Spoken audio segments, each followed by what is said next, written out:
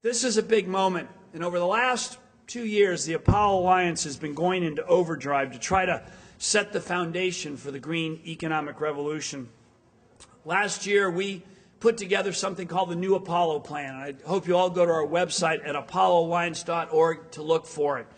What we laid out in the New Apollo program was a $500 billion 10-year investment program to power America's conversion to this new economy.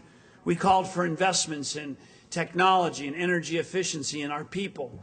We called for reindustrializing our country and retooling our manufacturing base. We called for research and development. We called for training our workforce, and we called for very substantial commitments to our community college system so we could train the workforce of the 21st century.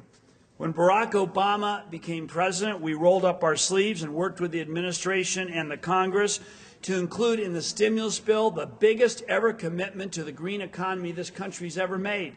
In the new stimulus bill is about $100 billion, and you can applaud for that because it's the activism and the foresight of communities like Alameda that made the election of Barack Obama possible. This is an important down payment on the new green economy. It's the start, not the finish.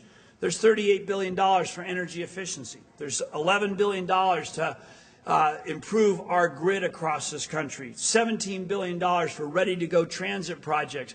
But now this money is going to flow down to the local level, and it's in your hands to make sure that every community is true to the spirit of this legislation, that the money's really used to green our economy and our infrastructure, and that the money is used in a way that creates quality jobs for people across this country.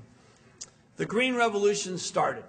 It's going to be a very long, hard road, and no one should have any delusions about the fact that the old industries will fight us. You've already seen tens of millions of dollars of ads from the quote-unquote clean coal industry.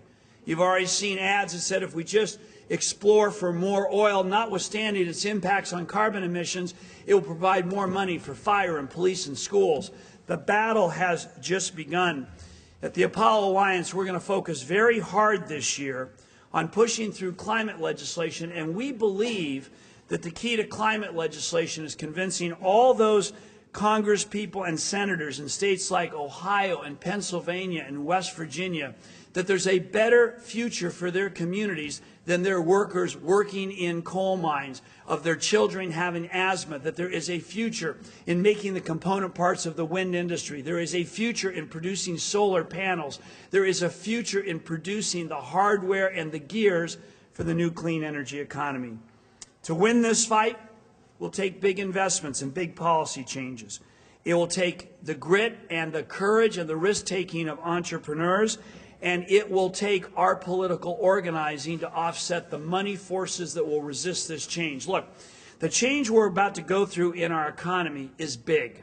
It's as big as the coming of steam and coal to the 19th century, as big as the internal combustion engine and electricity for the 20th century. And the old order will not die easily. We know what we've got to do. Now we got to do it. You know, when Franklin Roosevelt became president in 1933, he knew big changes were in order. He turned to his advisors and he said, I know what I have to do, now make me go do it. And it's our job to make sure that President Obama and the Congress have the support nationally, that leaders have the support locally to do what must be done. Look, I'm very hopeful. It's going to be a tough fight, but if you look around you, it's remarkable to see what's happened. What's remarkable is how much ground-up activity is happening in greening our economy, despite the fact that for 8 years in Washington, we had a regime that was deeply hostile to this transformation. Over the last 3 years, the clean energy sector has been the fastest-growing sector of our economy, adding 500,000 jobs, growing at 30% a year. All over this country, entrepreneurs and risk takers have been investing their capital and their sweat equity to develop new technologies. All over this country, cities and counties and community college districts, as you have done here at Merritt and Peralta, are taking the initiative and putting together comprehensive sustainability programs to forge their own future. So I'm hopeful because I see what's coming up from the ground up, and now we have the chance to get the support from on high. But most of all, I'm hopeful because I've seen and I've read And we've all witnessed, as we've learned about our country's history, what this country has done when it has faced formidable challenges before. And while these are extraordinarily trying times, let's put them in context and look at what America's done when faced with enormous challenges. Think for a moment about America in the Civil War. 600,000 men dead of disease and on the battlefield. A nation literally shattered. It's at that moment that Abraham Lincoln forges the Transcontinental Railroad to cement a national economy. It's at that moment that Abraham Lincoln and the Congress passed the Land-Grant College Act to create hundreds of colleges that trained workers for the Industrial Revolution. They passed the Homestead Act that for the first time ever made millions of America's equity owners in our economy. Think for a moment about the 1930s. This nation in the depths of depression, fascism on the march across this globe, the very idea of democracy at risk. Franklin Roosevelt himself speaks of a nation in which 1/3 of the people are ill-housed, ill-clothed, and ill-fed. Somehow, Roosevelt and leaders across this nation summon our political will and our capital to create a New Deal that ultimately set the foundation for the most successfully broad-based economy in the world's history.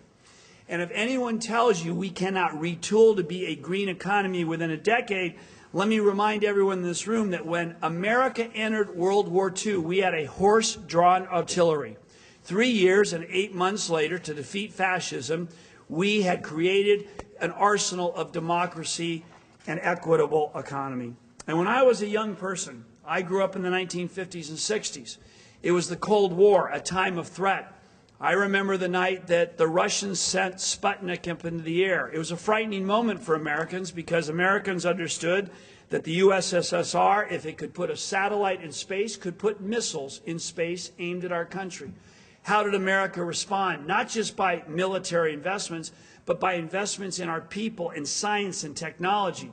I'm one of a generation of young people that went to college on something called the National Defense Education Act scholarships, because we understood that if we trained our people to be smart and educated and to have knowledge, that was the best defense this country could have. This is an exciting moment, and I believe we can make this happen. Let me close with this thought. I want to quote what John Kennedy said when he announced our decision to go to the moon in the first Apollo mission in 1961. He said, "We choose to go to the moon in this decade and to do the other things not because they are easy, but because they are hard. We choose to go to the moon because that goal will serve to organize and measure the best of our energies and our skills." Now, John Kennedy did more than make a heck of a speech. He committed $3.5 billion a year in a then $600 billion a year economy. That's the equivalent of $70 billion to fund the space program. And what I want to say today is if our generation that came before us could make that kind of commitment to explore the heavens, certainly we can do so to preserve our planet and to create a sustainable economy for America and Alameda County. Thank you so much for having me here. Thank you for being here.